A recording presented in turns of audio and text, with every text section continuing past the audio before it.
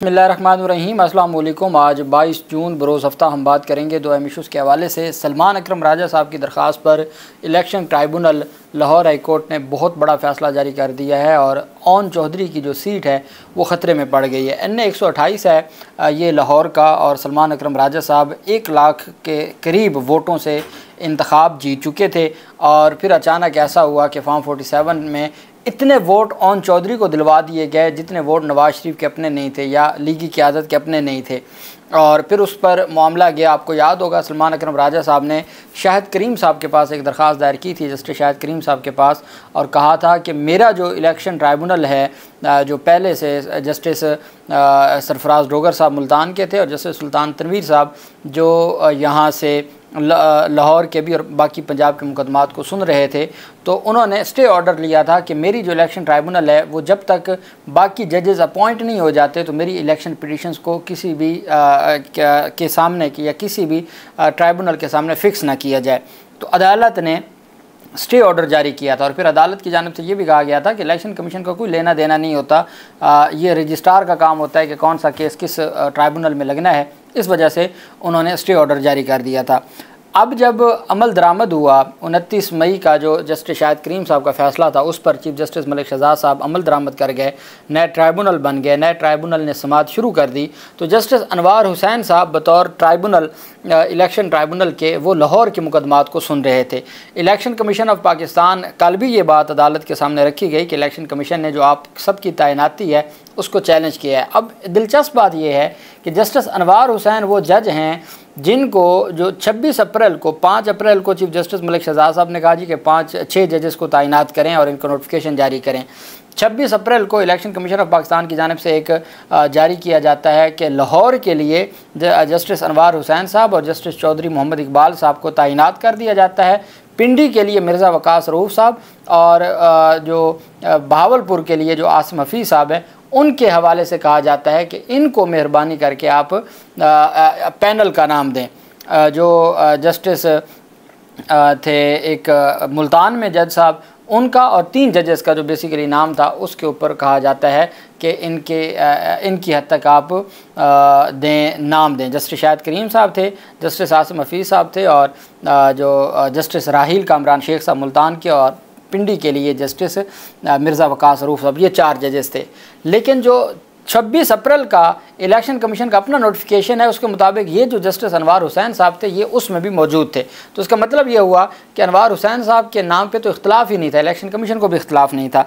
अब ये उनका फ़ैसला है। और कल मैंने आपको बताया था मरीम नवाज़ का, हमजा शहबाज का, अलीम ख़ान का, मुख्तलिफ़ लोगों की दरख्वास्तों पर नोटिस जारी करके यही वाले ऑर्डर्स जारी किए। ये जो ऑर्डर मैं आपके सामने पढ़ने जा रहा हूँ, ऑर्डर मैं आपके सामने इस वजह से पढ़ता हूँ, कई दोस्त हैं, चंद एक हैं जो ये कहते हैं कि जी आप इंग्लिश में ना पढ़ा करें और सिर्फ उर्दू में बता दिया करें ताकि टाइम बच जाए। हमारी एक बड़ी मेजॉरिटी है ओवरसीज़ पाकिस्तानियों की, और अगर हम टाइटल भी उर्दू में दे दें तो उनकी जानिब से बाकायदा तौर पर एहतजाज किया जाता है कि मेहरबानी करके आप टाइटल इंग्लिश में दिया करें ताकि हमें समझ आ सके। फिर 2 चीज़ें होती हैं, कुछ लोगों का, हमारे वो जो मैच्योर जो हमारे सिटीज़न हैं उनका ये भी कहना होता है कि भाई आप, हमें क्या पता कि ऑर्डर में ये वाले यही जो फ़ैसला है वही लिखा गया है जो आप पढ़ रहे हैं, या आप तशरीह अपनी तरफ से कह रहे हैं। तो इस वजह से कई दफ़ा अहम चीज़ें ऐसी होती हैं जो फिर कुछ बातें ऐसी होती हैं जो समझाना ज़रूरी होता है, चूँकि लॉ की एक टर्मिनोलॉजी है जो आम इंग्लिश से हट के होती है, तो वो तब तक नहीं समझ आएगी जब तक उसको हम पढ़ेंगे नहीं। आपने देखा है, मैं अगर हाई कोर्ट में सेशन जज के फ़ैसले के ख़िलाफ़ अपील करता हूँ तो मुझे अदालत कहती है भी फ़ैसला पढ़े, मैं पूरा फ़ैसला पढ़ के सुनाता हूँ। अब ये नहीं है कि ना मुझे पता है ना जज साहब को पता है, बल्कि ये एक वकला की एक रूटीन है कि वो तमाम चीज़ें आपने सुप्रीम कोर्ट में जो लाइव हियरिंग चल रही है तो वहाँ भी ऐसा होता है। तो ये असल चीज़ है और ये सारी मामलात होते हैं। अब जो जस्टिस अनवार हुसैन साहब ने ये तहरीरी फ़ैसला जारी किया तो तमाम के तमाम मुकदमात में यही तहरीरी फ़ैसला है जो इलेक्शन ट्राइब्यूनल के हवाले से कल मरीम नवाज़, हमजा शहबाज और जो आलिया हमजा की दरख्वास्त थी और फिर जो अलीम ख़ान की दरख्वास्त थी। अदालत की जानिब से कहा गया कि Sheikh Usman Karimuddin and Malik Ehsan Mahmood advocates for the petitioner के सलमान अकरम राजा साहब के जो वकील थे वो शेख उस्मान करीमुद्दीन थे और इनके अलावा मलिक एहसान महमूद थे, जबकि चौधरी अवैस अहमद काजी साहब एडिशनल एडवोकेट जनरल पंजाब थे, जो रिप्रेजेंट कर रहे थे हुकूमत को। This election petition calls in question, अब इसमें ये इलेक्शन पिटीशन नंबर है जी, आपको केस नंबर बताना भी ज़रूरी होता है। इलेक्शन पिटीशन नंबर है जी 22574/2024, ये 2257/2024 ये रिट पिटीशन है। Salman Akram Raja versus returning officer etcetera NA 128 के जो रिटर्निंग अफसर और फिर उसमें ओन चौधरी और बाकी लोग इसमें इनको शामिल किया गया। This election petition calls in question the election in electoral constituency NA 128 कि जी ये जो इलेक्शन पिटीशन है ये उस हलके की मुतल्लिक है, उस हलके के इलेक्शन से मुतल्लिक है जो NA 128 लाहौर का है, लाहौर 2 का, in general election 2024। The petitioner is aggrieved of notification dated 22/2/2024 कि सलमान अकरम राजा साहब का जो वो मुतासरा हैं उस नोटिफिकेशन के जो 22 फरवरी को जारी किया गया इलेक्शन कमीशन ऑफ पाकिस्तान की जानिब से। कौन सा नोटिफिकेशन? ओन चौधरी की कामयाबी का। Learned Counsel submit that the impugned notification is result of corrupt and illegal practices adopted in the course of elections on the polling day कि जी इंतखाबी दिन को, जो इंतखाबात का दिन था, उस दिन जो करप्ट प्रैक्टिसेस की गई हैं और जो गैर शफाफ तरीके से इलेक्शन करवाया गया है उनका था कि जी इस इलेक्शन में वो एग्रीव्ड थे उस नोटिफिकेशन के और इलेक्शन के पूरे प्रोसेस के। By overwriting and fraudulent जो regeneration in forms 45 and 46 uploaded by the election commission of Pakistan, और साथ इलेक्शन डे में जो धांधली हुई और करप्ट प्रैक्टिसेस हुई जो 22 फरवरी का नोटिफिकेशन है, और तीसरा जो फॉर्म 45 और फॉर्म 46 में तब्दीली की गई और उसमें उसको दोबारा लिखा गया और उसमें टेम्परिंग की गई, वो सारी की सारी चीज़ों के ये मुतासरा हैं और उन्होंने कहा है जी वो एग्रीव्ड हैं फॉर्म 45 और 46 के ये फ्रॉडुलेंट तरीके से तैयार किए गए। It is the case of the petitioner that after committing cheating, fraud and forgery, the impugned notification has been issued and therefore कि जी इन्होंने सबसे पहले जो इलेक्शन कमीशन और रिटर्निंग अफसर है इन्होंने फॉर्जरी की है, इन्होंने चीटिंग की है, धोखा किया है, फ्रॉड किया है, और वो करते हुए इन्होंने 22/2 का नोटिफिकेशन जारी करके ओन चौधरी को कामयाब करार दिलवा दिया है। ओन चौधरी को जो कामयाब करार दिलवाया गया है वो basically on the basis of cheating, fraud और जो फॉर्जरी है। ये सलमान अकरम राजा साहब का मौक़िफ़ था, अदालत कहती है कि ये उनका मौक़िफ़ था इस केस में। और आगे the impugned notification has been issued and therefore is liable to be satisfied and petitioner be declared as returned candidate. इस वजह से 22 फरवरी 2024 के नोटिफिकेशन को कलअदम करार दिया जाए और सलमान अकरम राजा को बतौर कामयाब उम्मीदवार करार दिया जाए for the election constituency NA 128 Lahore 2।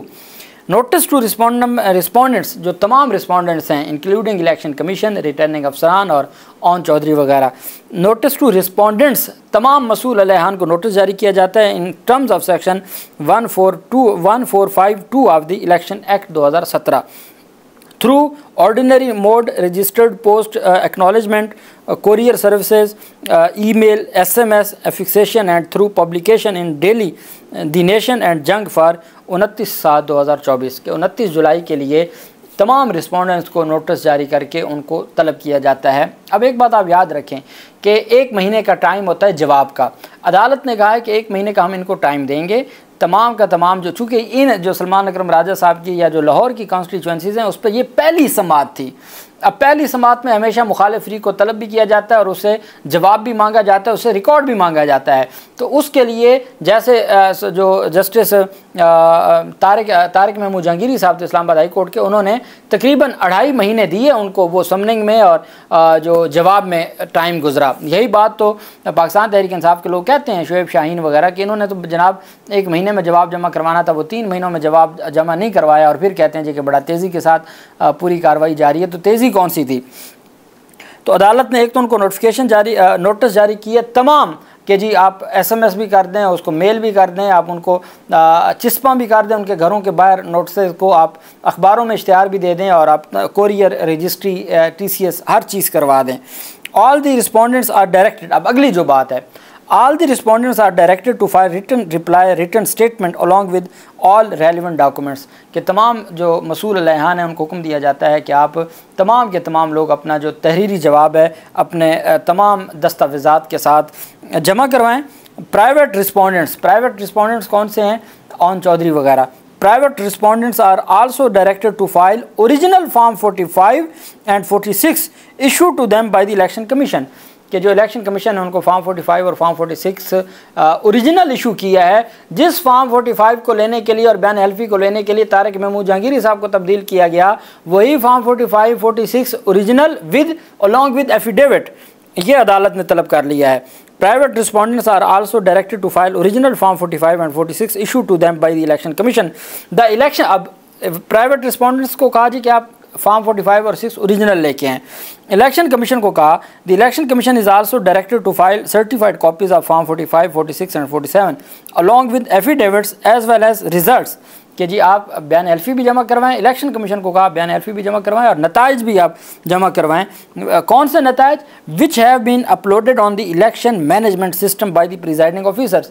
जो प्रिजाइडिंग ऑफिसर्स ने ईएमएस सिस्टम के ऊपर जो ईएमएस सिस्टम बनाया गया था उस पर जो नताइज अपलोड किए हैं वो भी अदालत में जमा करवाएं। उसमें इतनी रद्दोबदल हो चुकी है चूँकि सीनियर सहाफ़ी कहते हैं कि जो ईएमएस पर प्रिजाइडिंग अफसर ने नताइज अपलोड किए वो अलग थे, जो इलेक्शन कमीशन ने फॉर्म 45 इशू किए हैं या अपलोड किए हैं वो अलग थे। इतना बड़ा घपला था जो खुलने जा रहा था जिसकी वजह से तारिक महमूद जहांगीरी साहब के ख़िलाफ़ वो ट्रांसफ़र एप्लीकेशन मंजूर हुई।